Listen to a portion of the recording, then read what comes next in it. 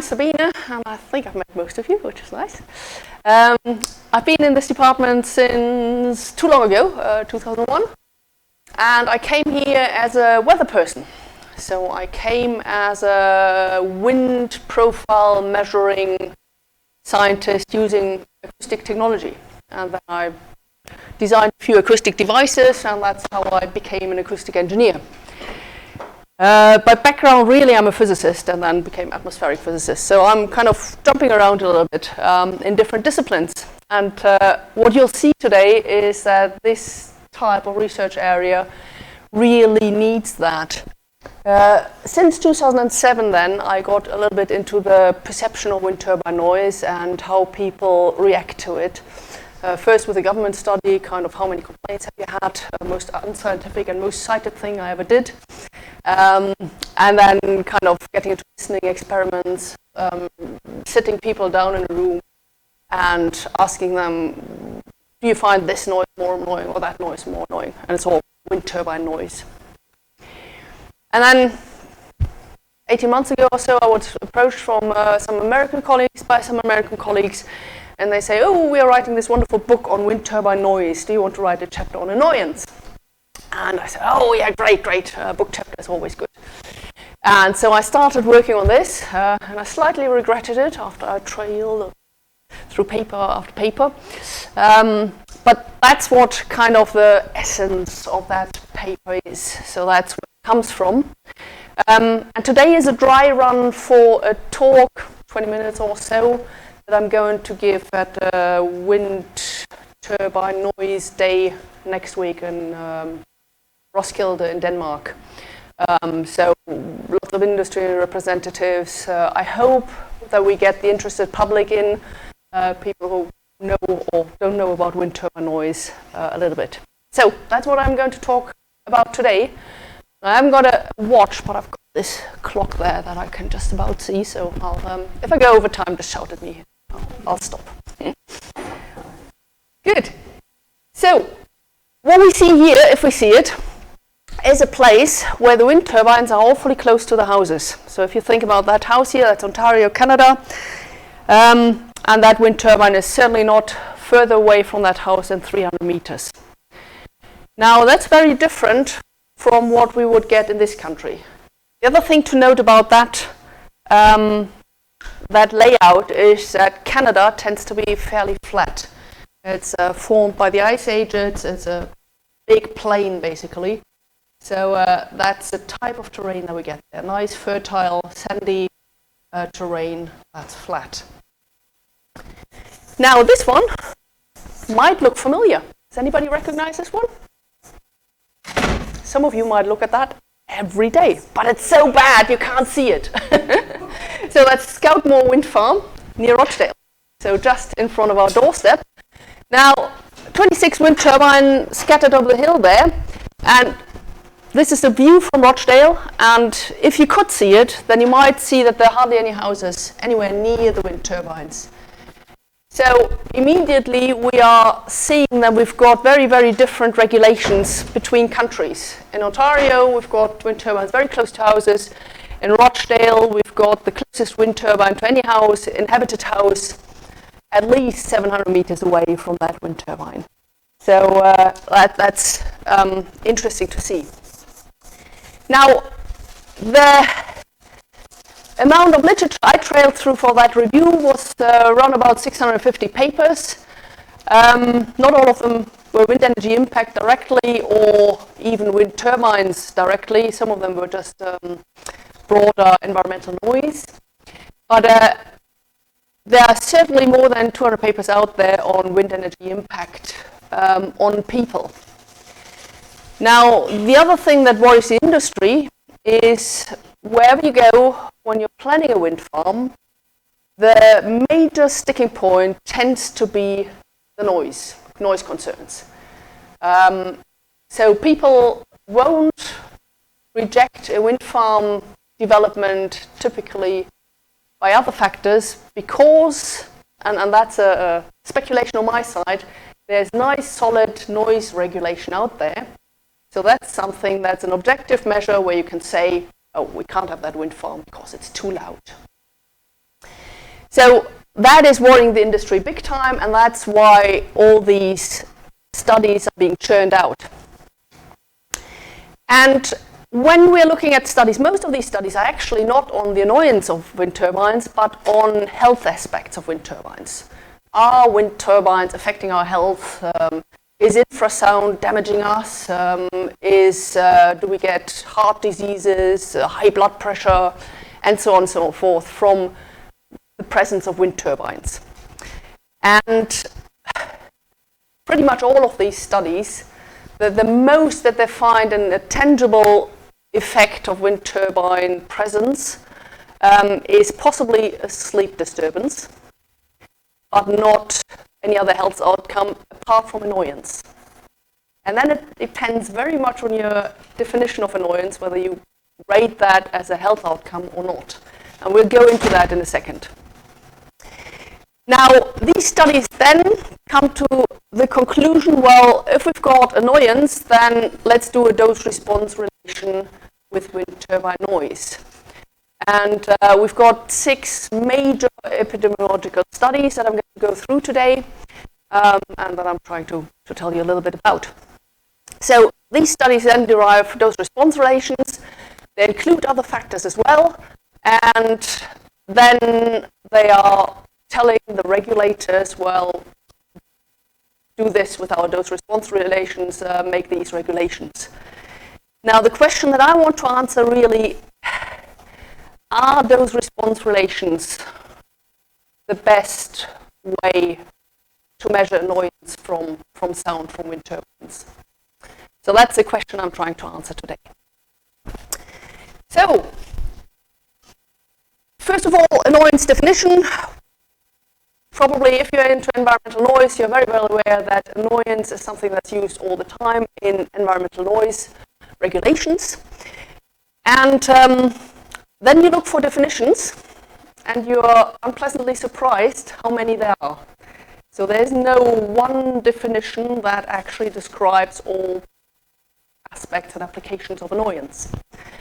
So the one that I'm referring to here is one that's been published by the World Health Organization in a 2017 report, which was a systematic literature review of all kinds of environmental noises by Guski, Schreckenberg, and Schumer.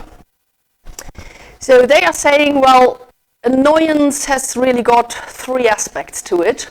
And we see that nicely demonstrated, or illustrated rather, by this schematic there. So here we've got traffic noise, and this woman is really looking upset and is closing the windows.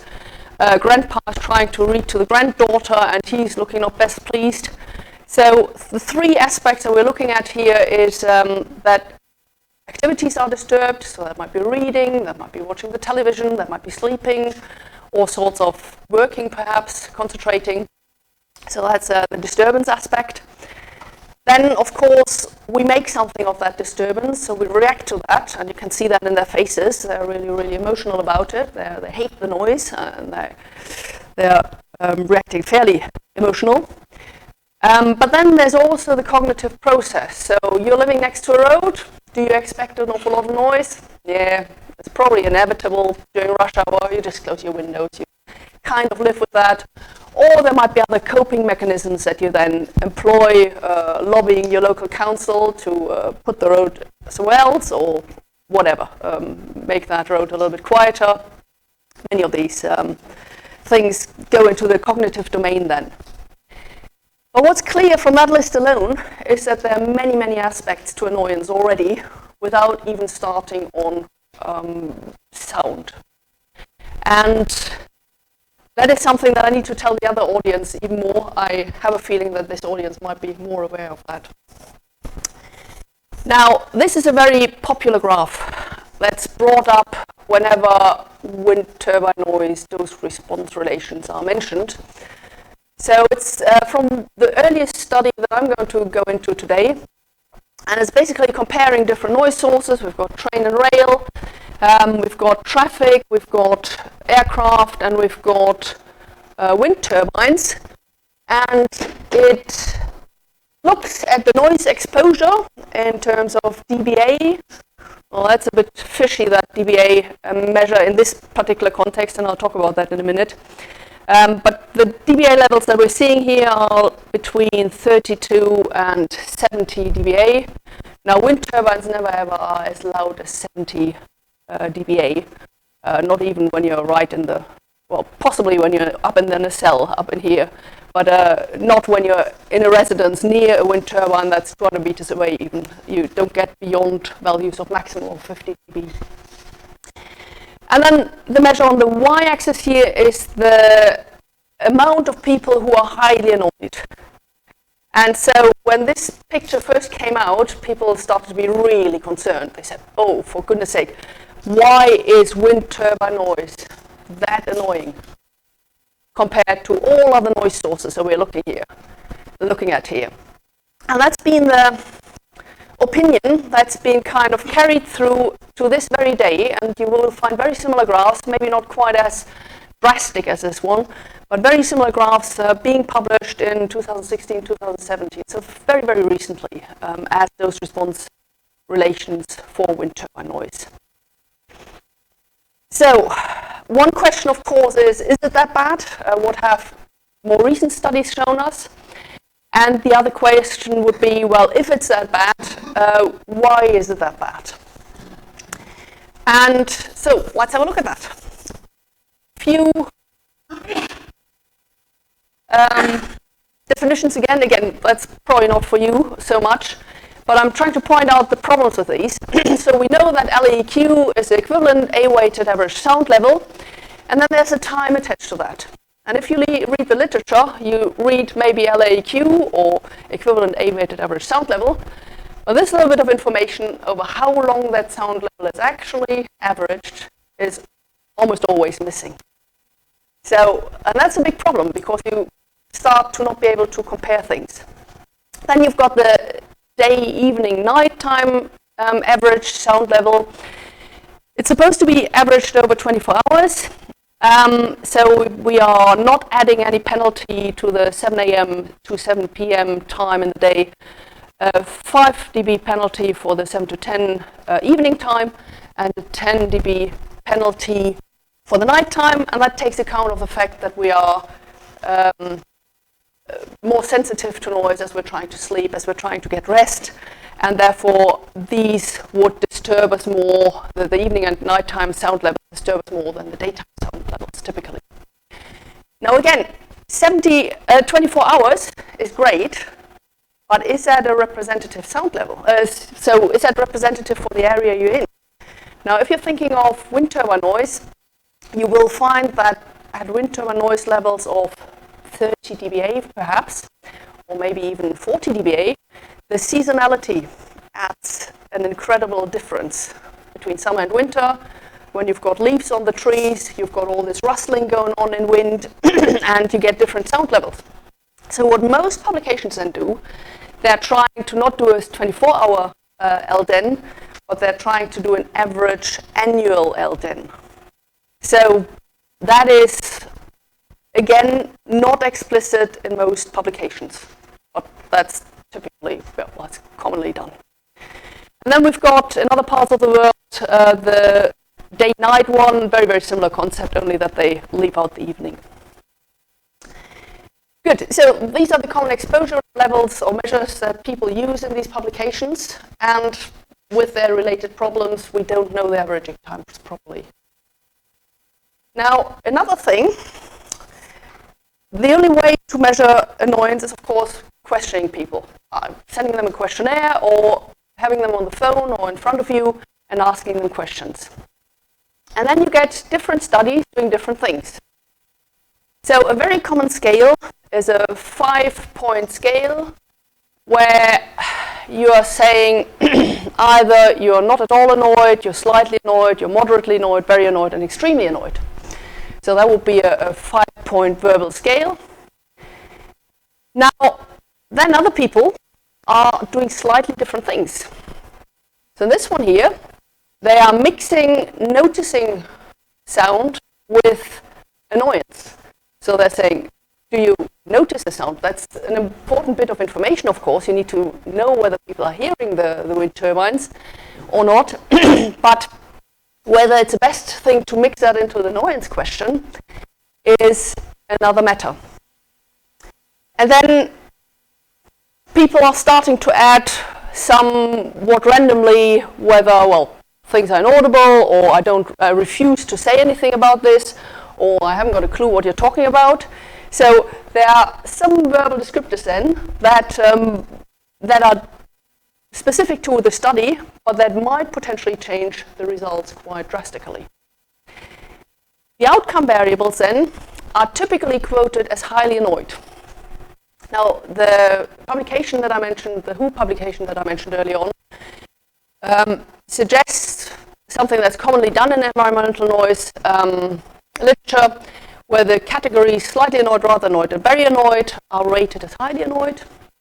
Or if you just want the annoyed category, you have the slightly annoyed is when you've got annoyed, when you're using annoyed, and the rather annoyed and very annoyed would be the highly annoyed category, that kind of thing. If you're using other scales, then they're suggesting a percentage. Might be 70%, but don't nail me down on that.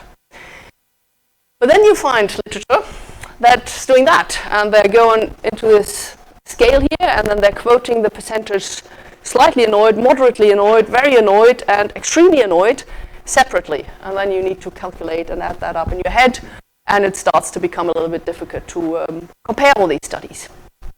So that's one of the things that is problematic about these studies, because pretty much all of these studies do something slightly different.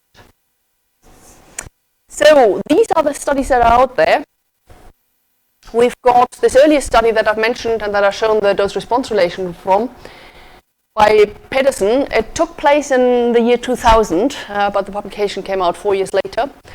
We had participant number of 351, and I've tried to kind of visualize the participant numbers in the size of the panes here.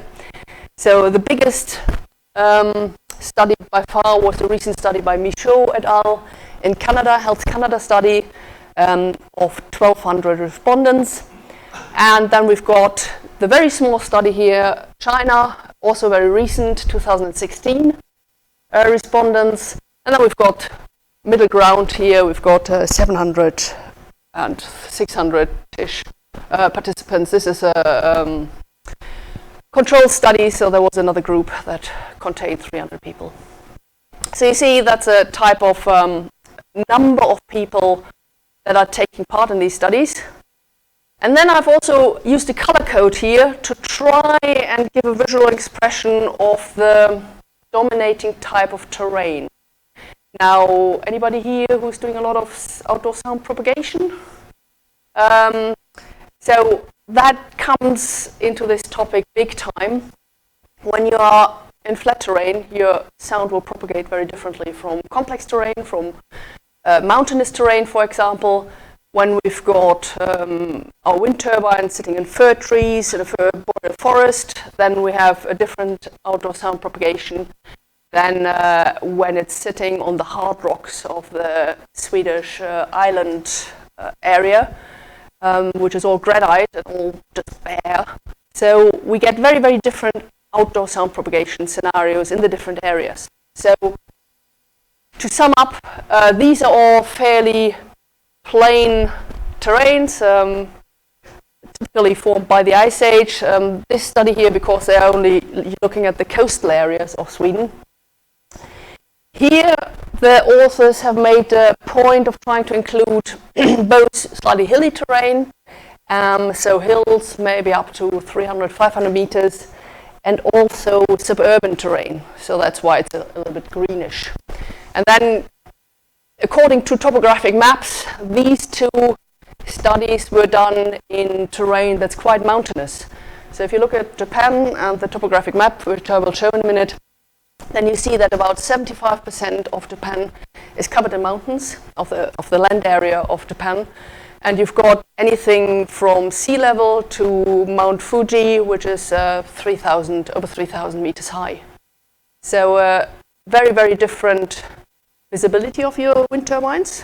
In flat terrain, you see them for miles. In mountainous terrains, in the valleys, if your wind turbine is in the next valley, you don't see it at all. If you put it right on the top of a mountain, then you see it for miles possibly. So that is something to keep in mind when we're comparing studies. And it doesn't help that the study sizes are so different. So here, the people, Song and colleagues, looked at a very confined area, 1-2 wind farms, that they wanted to have an idea about how people react. Here they were trying to do a study that would be representative for the provinces of Ontario and Prince Edward Island in Canada. And most of these studies are trying to be nationally representative. So, and I'm kind of showing that in these topographic maps, they're basically a reiteration of what I've just tried to code in the panes.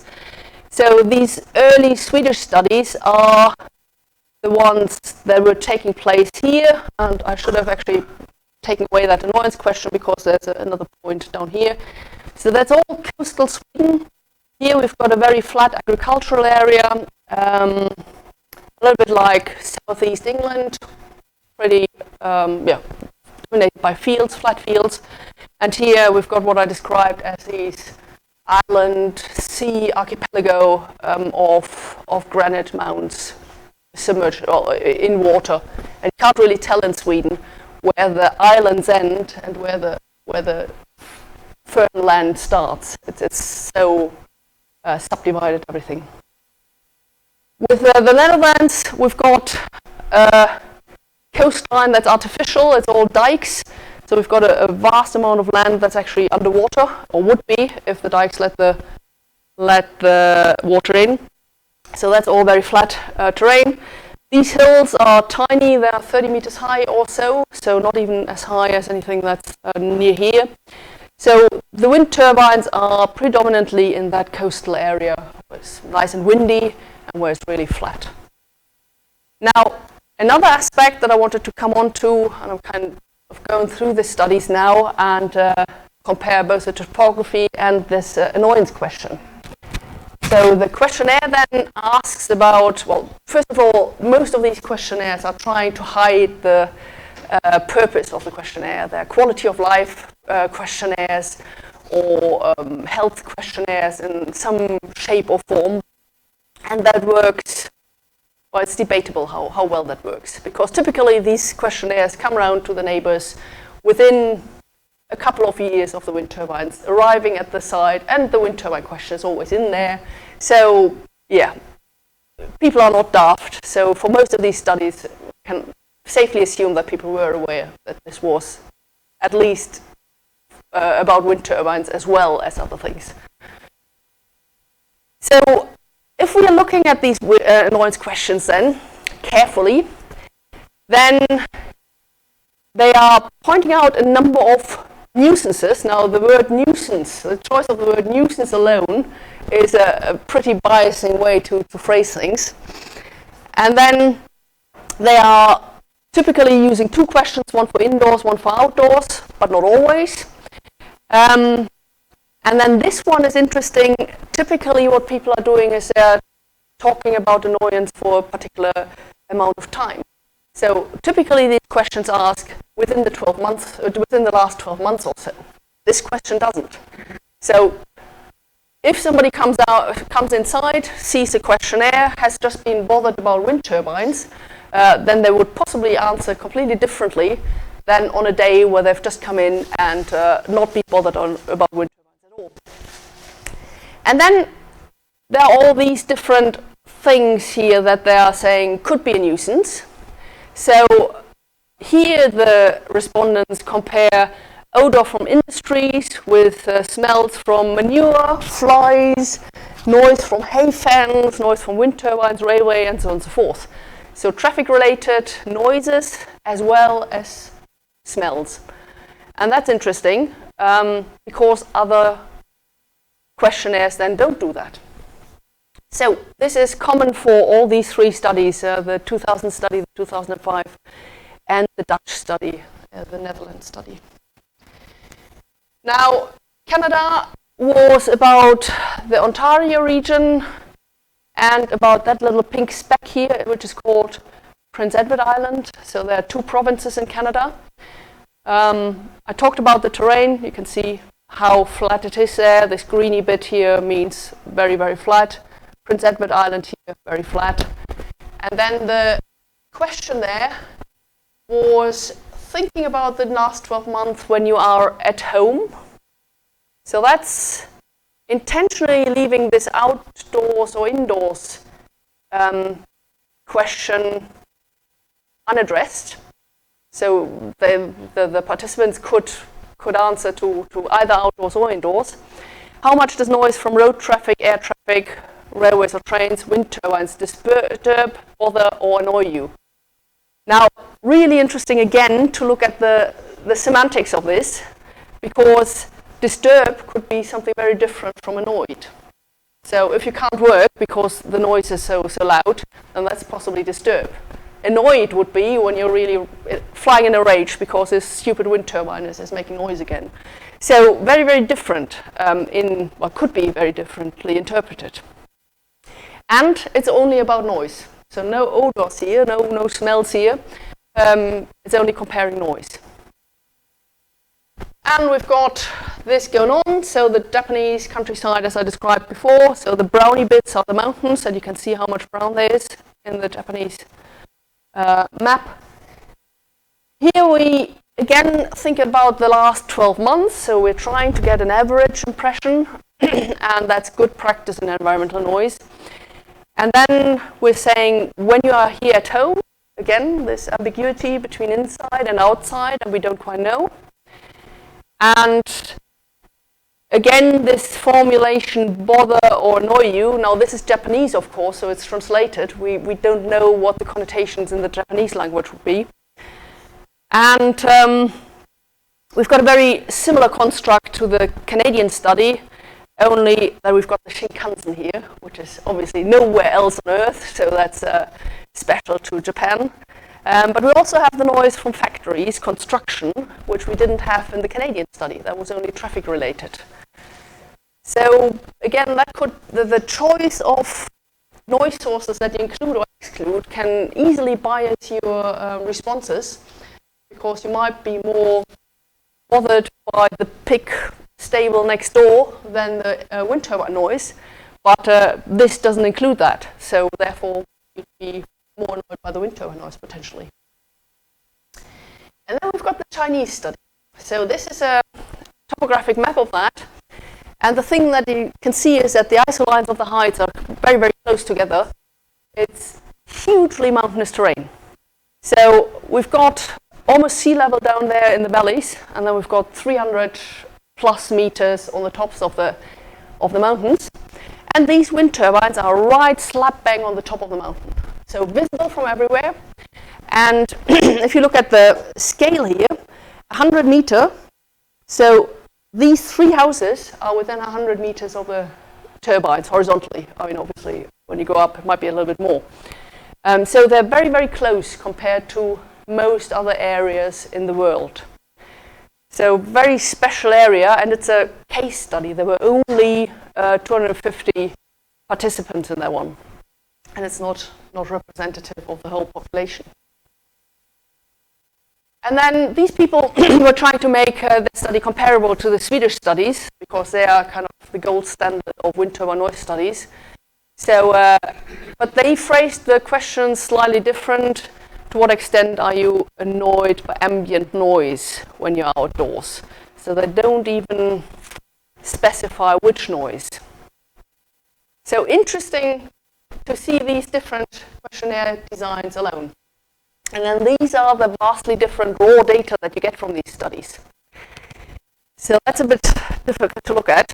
We see very, very low noise levels here. So 22 dB. That's fan noise that you can hardly hear. We had people in the listening rooms that had trouble identifying the wind turbine noise at that type of level. In fact, you would be typically only able to identify wind turbine levels from 28, 29 dB if it's very, very quiet around you. And that's why most of these are starting earlier. And then you see that we get very different pictures. Huge annoyance from the Chinese study compared to these studies here that show us something that's way lower in terms of percentage of highly annoyed people. So if we look at each study individually, these open circles was a study that gave us a dose-response relation that was so scary to start with. So that is the one that seems to go up quite drastically with higher noise levels. And we're seeing that there are wind turbines that can go up to 50 dBA exposure levels. Then we've got the 2005 study. So there was the same questionnaire design, included some of the same areas, but when you looked at the results, they didn't have highly annoyed people, or not enough highly annoyed people to actually use that measure, so they used the measure annoyed. So, same country, same questionnaire design, two fairly different results. So we've got 30% annoyed people at 42 dBA in the first study, and then a few years later, 2005, we've got almost, well, only half of that, roughly. So that was very, very interesting to the authors and the whole wind turbine noise community. And we were starting to think, different communities might react very differently to noise.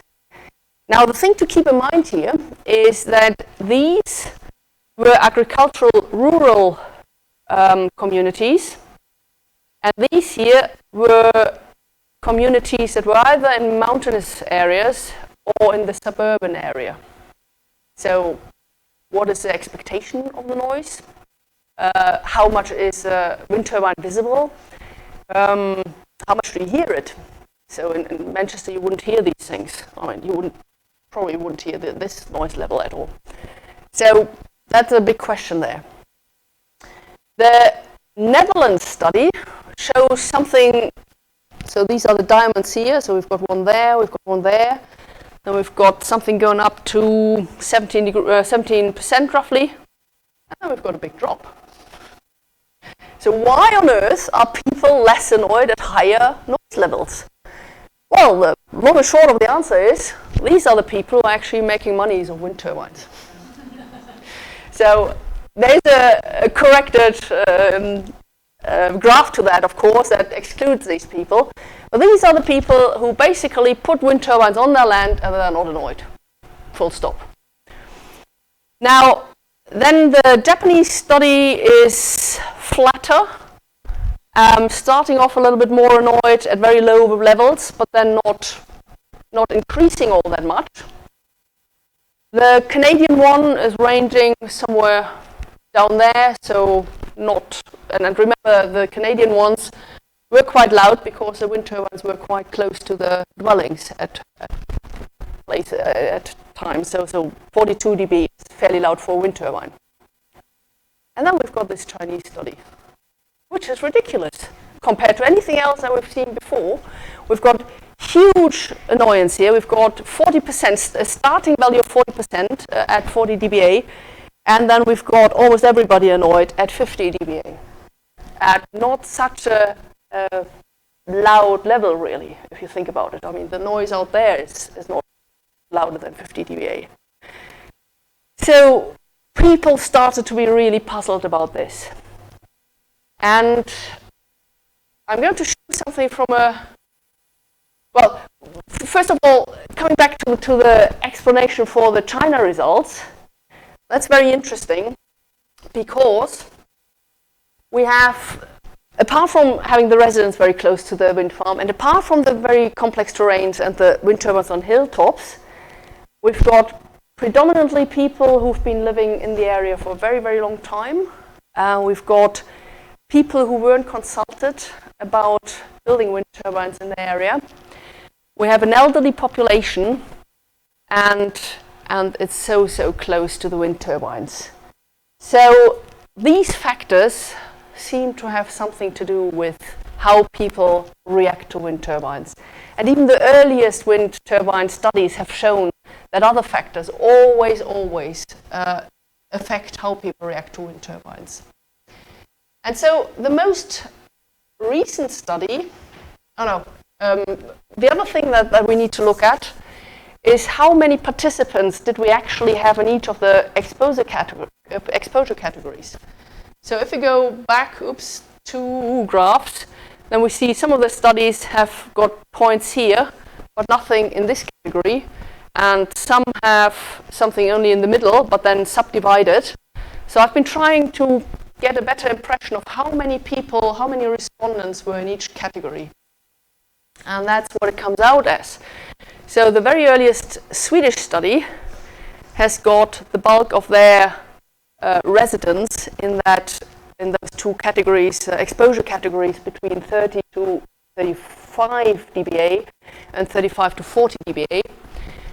And then the Swedish 2005 study, remember they didn't have highly annoyed people, had 75% of their people in that fairly low noise category between 30 and 35.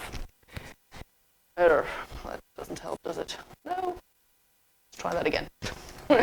Now, conversely, the Chinese study didn't have any participants in these lower categories, but only in the higher two categories, and most of their participants, of course, were in the highest noise category. So, and with noise levels exceeding anything of the other studies. So, this is why some people are saying that these derived dose-response relations then are not very meaningful, because it's really, really hard to get enough people in this area, and the Chinese study managed to do that with spectacular results. But in most other parts of the world, in Britain, you wouldn't get that category at all, because, well, you would get a few people in that category, but not a majority percentage, because there are just not enough people living close to that. So that's a big bone of contention with the people who are doing these studies, that the spread of participants is so uneven along the categories, really.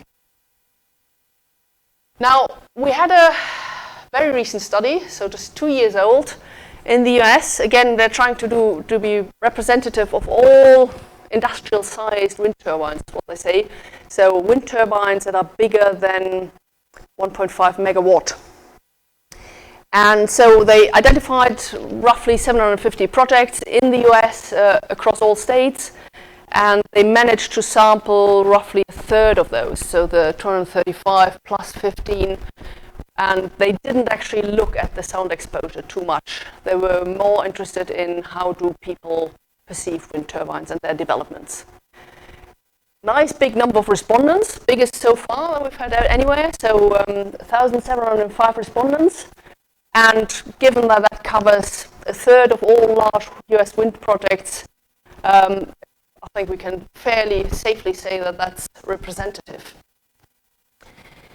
Now, what all of these studies then do is they list all the factors that they've got in their questionnaire, and then they're running various prediction models, including and excluding a number of factors. And what these people used as a measure to say whether one factor was influential for that model or not was the archaic information criterion, AIC. So they come up with a group of factors that influence noise annoyance. So weaker or stronger correlation with attitude is the measure there. And then the yellow ones here don't actually influence their model. And then they say with these factors included, we have a 50 or 60% prediction strength in our model. Now, the big problem here is, of course, that all these factors are different for each one of the studies. And what these people found is interesting. So this is noise annoyance. So this is how strongly noise annoyance influences, correlates with the attitude. Now, the things that were really making the big impact is, I like the look of the wind turbines and how well they fit with the landscape. Nothing to do with sound whatsoever. And similarly, how much do I identify with my community? Nothing to do with wind turbine noise. The other ones that have been identified in other studies as well are planning fairness. So was the planning process fair? Were we informed? Were we included? Did we have a say? The attitude of people on how effective wind energy is, or whether I'm actually bothered about climate change. So that's a big predictor of how people will react to the wind turbines. The attitude to the specific development. Do I like the neighbor who actually put up that wind turbine? Was he always a difficult bloke? The perceived property value impact. So you're owning a house next to a suggested development. You think that your property is going to be well less worth, and you're going to be very, very negatively inclined towards that development. Now, numerous studies have shown that property value is actually not much affected by wind turbines. But the perception of that's the thing that makes a difference. So we're seeing that there are a whole number of factors that are way more important than noise annoyance to whether wind turbines are accepted or not. Yet, got that problem that wind turbines are still being rejected on the basis of they are too noisy. So that's the thing that is really the sticking point. And this is really representative of other studies. I mean, the Canadian study rejected the idea of including attitudes. So a lot of this is not in the Canadian study, but they included things like, where's my bedroom? Did my sleep get affected? Do I think that my sleep get affected by wind turbine noise? So these types of things. So they kept attitudes completely out, and they found a whole host of very strongly correlated factors which are not equal to these because they are slightly different. So to cut a very, very long story short, what we've seen is that the dose-response relations do not really describe the impact of wind power installations at all. The predictive strength of these models is typically around 10%, so not a zero. We find that loads of factors affect the impact of wind energy, and a lot of these are attitudinal factors. What do we think of this, that, and the other? Now, I have to say one thing is still missing, and that's something that's very difficult to do, and it's a special sound properties of wind turbines. So people who are annoyed by wind turbines, who are living close to wind turbines, say, I can't switch this off. And then it's not clear, is it that swishing nature of that sound, or is it the fact that they can't do anything about it that's really, really annoying? But there's a fact some people are really highly annoyed by the sound. So and they get very annoyed when people say, oh, you're not really annoyed by the sound. It's all your attitude. It's certainly the sound does affect people. But the thing that we can't get around at this stage, and that's why there's still so much concern about wind turbine noise, is wind turbine developments are getting rejected on the basis of noise concerns. And that's why we've got all this work going on. And that's why the work is not going to go away in the next 10 years, I don't think, because there will be more countries trying to develop wind turbines. And they will get annoyed, and they have noise regulations on which basis we can reject wind turbines. So, thanks very much for your attention.